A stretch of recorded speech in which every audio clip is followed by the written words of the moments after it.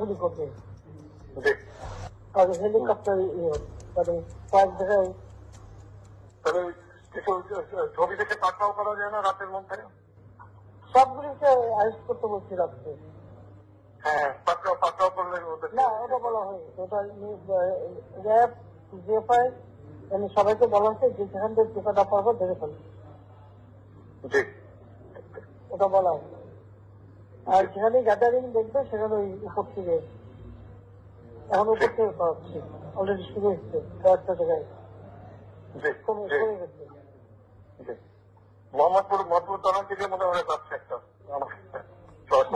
থানার দিকে। হ্যাঁ, হ্যাঁ, তোকে পাঠায় দিই রাত্রে।